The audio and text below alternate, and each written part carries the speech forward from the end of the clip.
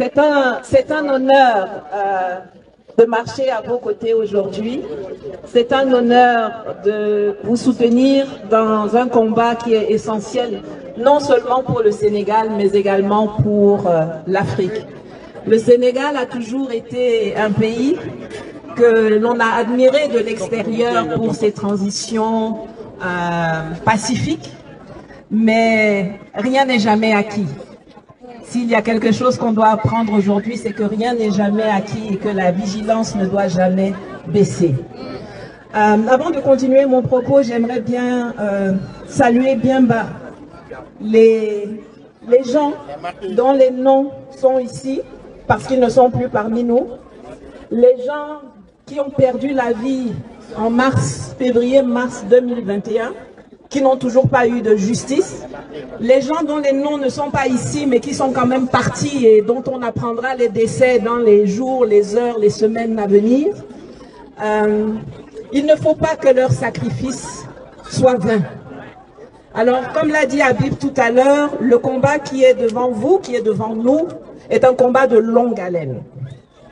J'avais fait une vidéo en 2021 dans laquelle, pendant les émeutes, dans laquelle je disais, il faut surtout pas relâcher la pression. Si vous relâchez la pression, le type va se relever et puis ça va être cata après. Je répète la même chose aujourd'hui. Il a eu peur une première fois en mars 2021. Il nous a sorti les nervis. Il a eu peur une deuxième fois en 2023. Et le temps qui nous sépare des élections est tellement court que ce qu'il va ressortir là, ça sera... Si vous pensez qu'il y a déjà eu une instrumentalisation de la justice ou une instrumentalisation des forces de police, de défense et de sécurité, vous allez voir flou avec ce qu'il va faire. Donc il faudra être déterminé, il faudra être résistant au temps, il faudra être stratégique. Il faudra être très stratégique et il faut aussi tenir compte de ce qu'il fait. Il a tenté de désorganiser la résistance en coupant les réseaux Internet, ensuite Internet.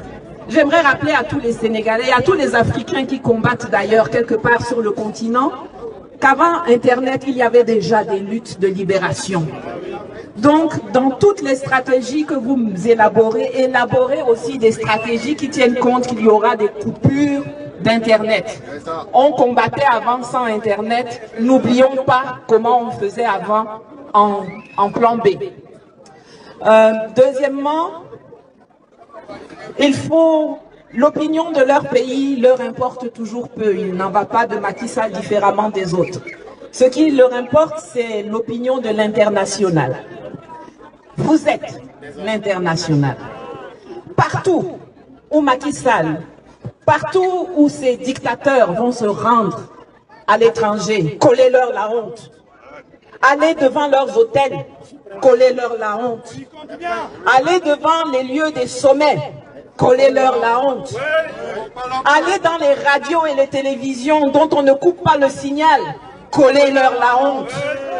N'hésitez pas à leur coller la honte. Il faut que le pouvoir qu'ils cherchent avec la torche là, il faut que ça les contraigne à rester chez eux, à la maison. Ils ont aussi, j'ai vu Macky Sall couper les voies de financement.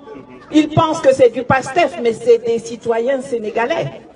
Quand il saisit les comptes de Copar Express, quand il saisit ou qu'il fait tomber des comptes chez Wave, c'est pas seulement une ou deux personnes qui l'impactent, c'est tout le monde. C'est tout le monde. Vous savez, en 2023, là, le meilleur moyen, le meilleur outil de financement pour sortir de la pauvreté, c'est le transfert des migrants, ce qu'on appelle les remittances. C'est ce que nous envoyons à nos familles là, qui les fait vivre. Ce que l'aide internationale, la pseudo-aide internationale prétend faire, est très loin de financer les populations sénégalaises. Ça atterrit dans les comptes en banque de la famille de Macky Sall et de ses amis. Ça atterrit dans les comptes en banque des corrompus du régime. Donc tout ce que je vous demande ici, c'est de ne jamais vous décourager. Alors quand j'ai exprimé mon soutien pour le peuple sénégalais, il y en a qui m'ont dit, mais ouais, mais ils se battent et ils meurent pour rien. Demain, Sonko va arriver au pouvoir, il va faire la même chose. Ma réponse, et la réponse que vous devez donner, au-delà du non, c'est de dire que cette fois-ci, là, vous avez attendu 12 ans presque avant de dire non à quelqu'un qui a zaillé, qui est sorti de la voie qu'il vous indiquait à l'époque. Si Sonko, que vous soutenez, que nous soutenons ici, commence à zailler, c'est pas 12 ans on va attendre avant de lui dire ça. Donc vraiment, ça ne peut pas être un motif pour se décourager. Ils ne sont pas tous pareils. Le tous pareil n'existe pas, et surtout le peuple sénégalais, pour moi, est un peuple que j'admire parce qu'il ne se décourage jamais. Jamais. Donc je vous demande de continuer votre lutte. Je vous demande d'être vigilant, d'être extrêmement vigilant. Il y a des petites luttes peut-être à l'intérieur de nous, mais ne perdons jamais de vue qui est notre adversaire principal. L'adversaire principal est à l'Élysée, sa marionnette s'appelle Macky Sall, et il y a des marionnettes aussi qui sont dans l'opposition. Il faudra aussi les dénicher. Voilà, ne les oublions pas. Mais pour l'instant, battons-nous surtout pour la justice. Battons-nous pour que ces gens-là, ces jeunes, ces moins jeunes, ne soient pas morts pour rien. Battons-nous pour que leurs familles aient du réconfort dans la lutte que nous menons, que le sacrifice de leurs enfants, que le sacrifice de leurs maris, que le sacrifice de leurs filles n'ait pas été inutile. Et continuons la lutte. Février 2024, là, ça se prépare aujourd'hui, sans relâche, chaque jour, chaque heure, jusqu'à la victoire. Merci beaucoup.